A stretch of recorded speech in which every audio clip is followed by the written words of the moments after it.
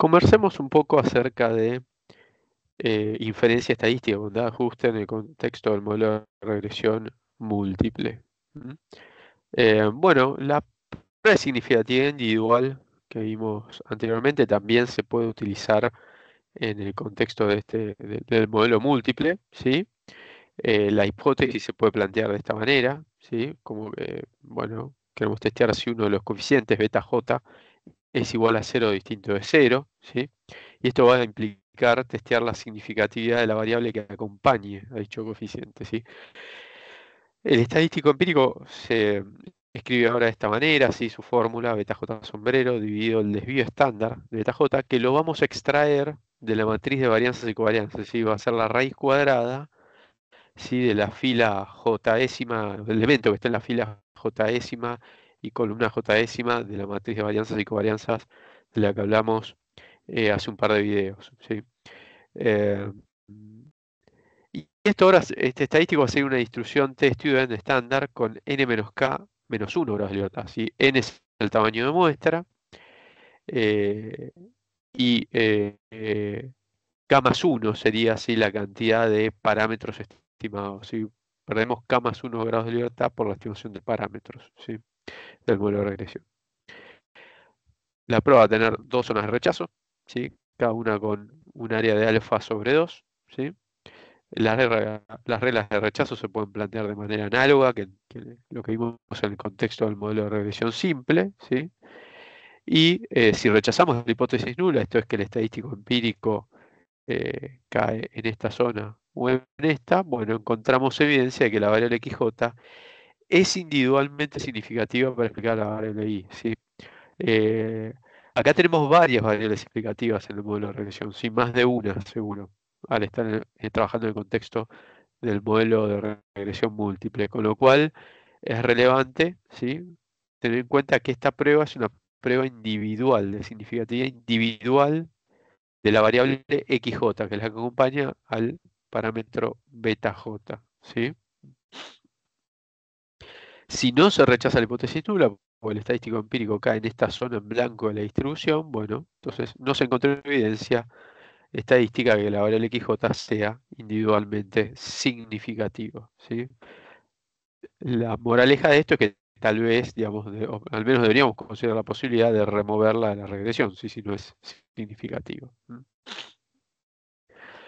Respecto al análisis bondad-ajuste, se pueden hacer las mismas consideraciones que hicimos en el modelo de regresión simple, si la suma de cuadrados total se define de esta manera, es igual a la suma de cuadrados explicada más la suma de residuos al cuadrado o suma de cuadrados residual, ¿sí? Eh, el R cuadrado se computa de la misma forma, ¿sí? Ahora tenemos las alternativas de algunas fórmulas en formato matricial, ¿sí? Que son estas que aparecen aquí, ¿sí? Eh, pero bueno, digamos, también se puede usar las que vimos la vez pasada, ¿sí? Inclusive por el lado de la proporción no explicada, si se puede computar de esta manera o de esta manera, con notación matricial, ¿sí? El coeficiente R cuadrado. Ahora, como comentamos, digamos, en el video en que vimos esto previamente, el R cuadrado siempre aumenta cuando se adicionan más variables independientes. Y ahora que tenemos un modelo de regresión con más de una variable explicativa, bueno, esto se vuelve relevante, ¿no? Porque yo podría empezar a agregarles variables al modelo de regresión y el R cuadrado siempre aumentaría. Entonces diría, ah, bueno, es mejor, le empiezo a agregar variables al modelo de regresión. Bueno, por este motivo es que existe el R cuadrado ajustado, sí que se interpreta de la misma forma que el R cuadrado, así como la proporción explicada de la variabilidad total por el modelo de regresión, ¿sí? La variabilidad total de I, ¿sí? Por el modelo de regresión, pero se podría pensar, digamos, este R cuadrado ajustado que considera una penalización por la estimación de parámetros, ¿sí? Fíjese, el R cuadrado ajustado se computa eh, una forma de verlo es con la varianza del error en vez de la suma de cuadrados del error y la varianza de I, ¿sí? Si reexpresamos esta fórmula, lo podemos ver de esta manera. Sí, fíjense, la suma de cuadrados del error sobre la suma de cuadrados de I vendría a ser el complemento del R cuadrado, ¿sí? Y n menos 1 sobre n menos k menos 1 son los denominadores de estas varianzas, ¿sí? Este que está acá y este que está acá, ¿sí? Entonces, esto que está aquí lo podemos considerar como un factor de penalización por la estimación de parámetros. Pues fíjense, a medida que aumenta la cantidad de parámetros que estimamos, ¿sí? K más 1 sería, ¿sí? A medida que metemos más variables explicativas en el modelo de regresión, si se quiere, aumenta K, esto va a tender a disminuir, ¿sí? Con lo cual todo este término, ¿sí? Eh, o mejor dicho, todo este cociente va a aumentar, ¿sí?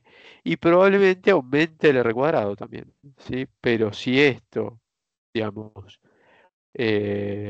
aumenta más, digamos, que lo que aumenta el R cuadrado, bueno, toda esta expresión del R cuadrado ajustado va a disminuir, ¿sí? Entonces, lo que tiene el R cuadrado ajustado es que puede disminuir cuando agregamos variables explicativas a la regresión, ¿sí? De hecho, algunos autores mencionan, ¿sí? Esto no lo vamos a demostrar ni nada, que si el estadístico T de la prueba de significatividad individual, la variable que agregamos es mayor en valor absoluto a 1, el R cuadrado ajustado, eh, al agregar esa variable adicional a la regresión, no disminuye, esto es aumenta, ¿sí?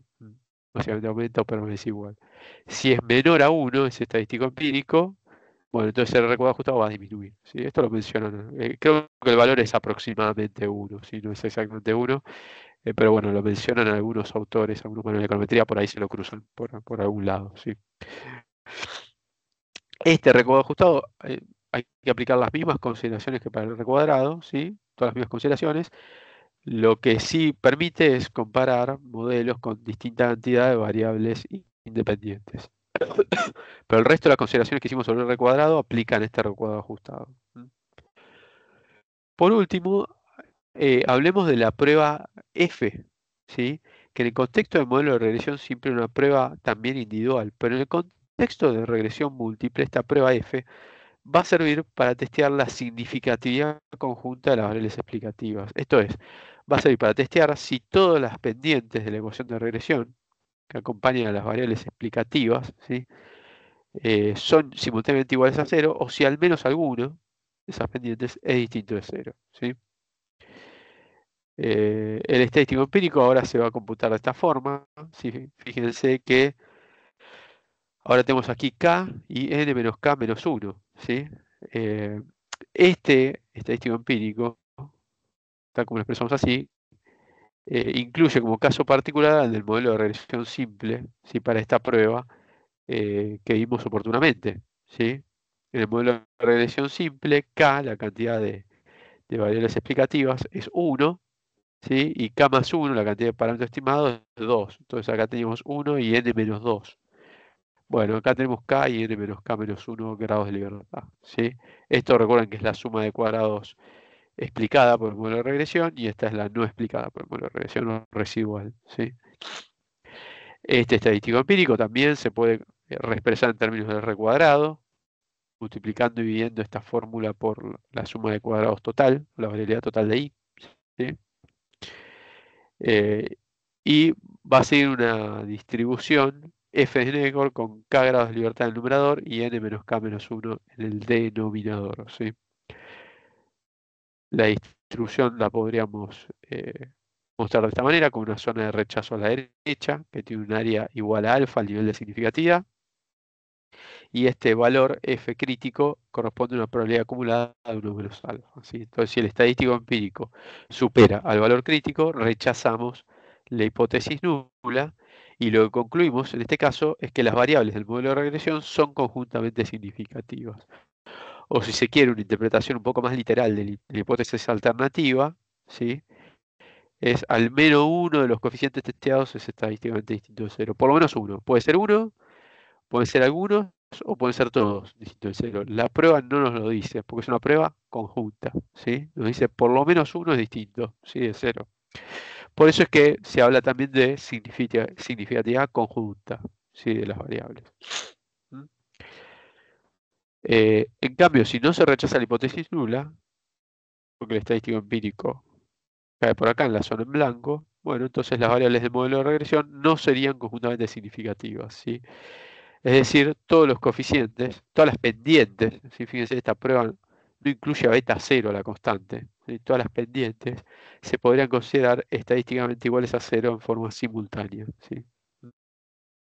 Aunque no hay evidencia de que al menos alguna sea distinto de cero, ¿sí? Bueno, la lógica de cómo funciona la prueba es la misma eh, que la que vimos en el caso del modelo de regresión simple. Si en la medida que aumenta el R cuadrado, su complemento baja, ¿sí? Entonces ceteris paribus, si no cambia el tamaño de muestra, cantidad de parámetros estimados, nada, ¿sí?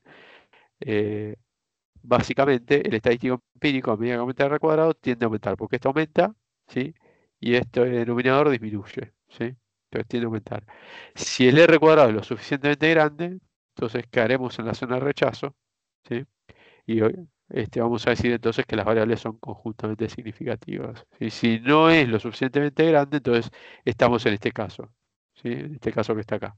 No se rechaza la hipótesis nula, ¿sí? Y las variables no van a ser consideradas conjuntamente significativas, ¿sí?